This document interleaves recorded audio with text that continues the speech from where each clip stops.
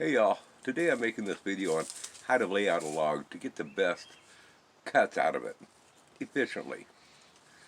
If you want to follow along, you're more than welcome to. If you like this type of content, go ahead and like, share, and subscribe. Anyway, let's get to this. Get the trusty old framing square handy here. And what we do is we take a 2x4, 2x6, whatever you're going to be cutting on the logs, and kind of get a center mark. If you need to drive a nail through here to use for a reference point to find your heart of your wood, then you can line up that and put it on in here. But that's really not necessarily. You can just get close.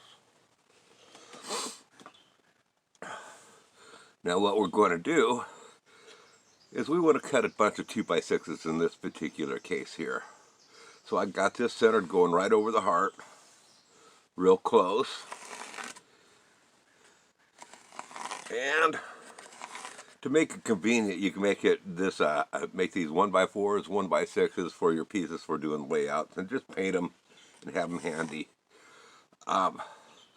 Another thing that you can do is if you want to lay it on out from your center of your wood.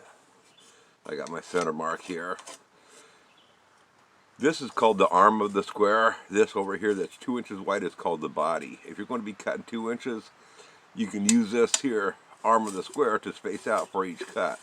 So we'll move over here, 1.5 inches, 1.5 inches, 1.5 inches, 1.5 inches. And let's say this is the center mark. You might want to go 2 inches off each way so you have a true 4x4 working off your center mark. So we'll go 4 inches each way. If you want to go with a true 4x4, but then you can just keep on going with your 1.5 inches. That way you don't have to draw lines on everything that you do. So now when this is laying down here and you have your center of your heart cut going on down here, just to get a feel on these marks here, you can say, okay, here's my 2x, here's a 2x, here's a 2x, here's a 2x, and you just kind of mark that way. But for starting on out, you might not want to go that method. But now you can see we got a 6x beam that we can make here out of this heart cut. I wasn't perfectly centered on the heart. That's why you might want to go with a nail to find the exact center. Okay. But anyway, you got to dissect this and look on how it's going to be cut. And you're going to make your first cut this way here. You're going to slab these here off. So you're going to have this beam in the center. So now what can we do with these cuts here? Well, I'm going to take the arm of my square and I can lay these on out with a cut this way here and another 2x here. Well, obviously on this side here I'm getting into the kind of some bark. I could probably get a 2x4 out of here, but it's going to be rounded, it's going to have weight on it. So realistically, I'm probably going to want to come back like 3/4 of an inch and make the last cut like a 1x. You know, so I could have a 1x here and a 1x here. Like I'll have a 1x4 or 1x3. And this here could be like a 1x8 that I can get out of that. So I can get out of one 2x, and I can get up to like a 2x8.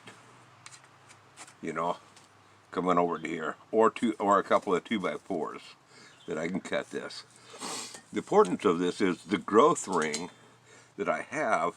This is given the growth ring going the lengthwise across my cut here is giving my boards the strength where they're not going to warp and twist for framing.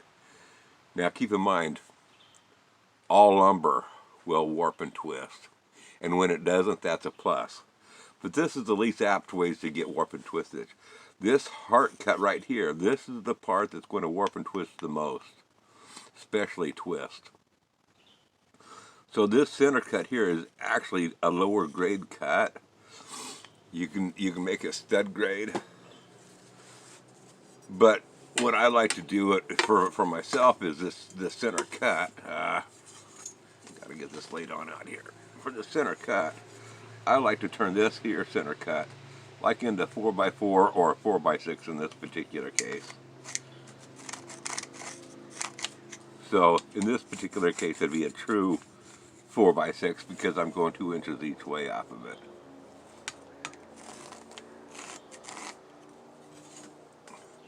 Okay, now I can lay out the rest of this here going from my 4x6, and this could be made into two 2x6s. This is going to be like stud grade 2x6. It's not going to be 2 and better. And then I can lay out my 6-inch cuts that I want to go off from here. And so forth and so on.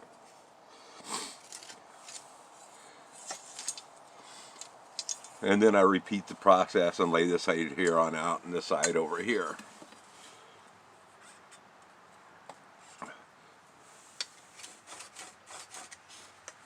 And we can get one more cut out of here.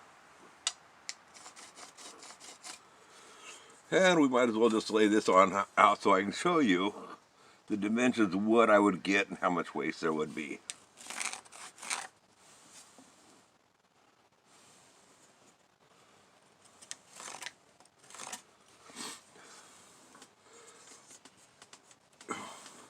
Now typically, like I can get a 2x6 out of this cut, might be a little bit of weight on it, and a 2x6 out of this cut. Out of this cut I can get as much as maybe a 2x12 out of this cut, or a 2x10. I'd be a 2x10. So I can get a 2x10 out of this cut, or I can get a couple of 2x4s or a 2x4 and a 2x6 out of this cut. This year I'm getting a 2x6 out of this one here, this side here. You know, I'm getting a 2x10 out of here. I'm getting like a 1x8 out of here, and then a 1x4 out of here. It's basically what I'm getting. I'm getting 3 studs here, and these are good grade studs because of the growth ring, the way that they're going through this cut, through the butt cut, the way that they're going. Now, if I cut this here into the 2x6, if I made this into a 2x6, my growth rings is going like this here. That gives the strength. That gives the stud strength to prevent it from bowing, pretending that this is a stud up and down. That would give it some strength not to bow and warp this way. But usually you have something on here to prevent it from bowing and warping this way.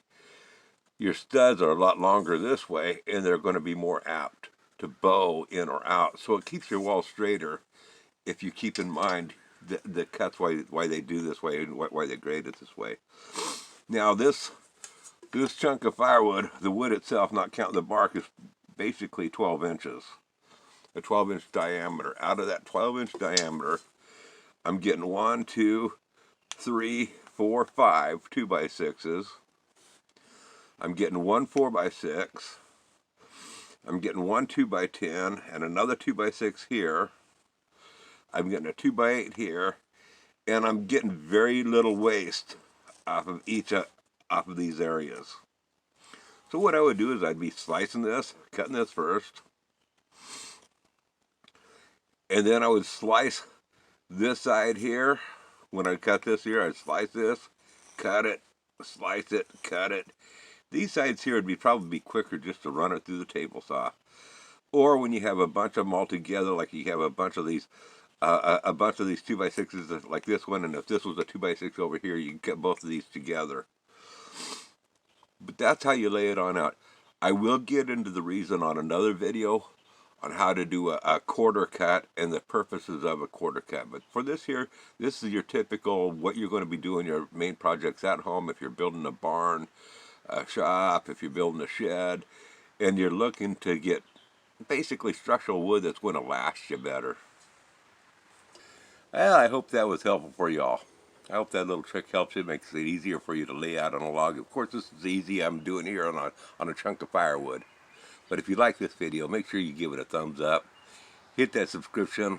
Ring my bell so you get all the future content. and I'll try to give you my shake on tips of what I think, what I like about my sawmill, what I really like about the Woodland Mills. I mean, I think I'm really impressed with the Woodland Mills. I made a mistake of getting a Harbor Freight without doing further research. But I'm happy with my Harbor Freight. But I think for the bang for the dollar, you get a lot better deal with Woodlands Mill. Just remember, folks, if the girls don't find you handsome like me, they can find you handy like me. And if they don't find you handy like me, well, just pray that they find you. Y'all come back now, yeah. Bye! Hey, in the meantime, watch this video over here. Right down here. Or you can watch this one up here. Come on, click on, I dare you. Click that video right there. Do it right there. That one's just for you. This is my most recent one, but this one here is just for you. Click it. I said click it. Click it now!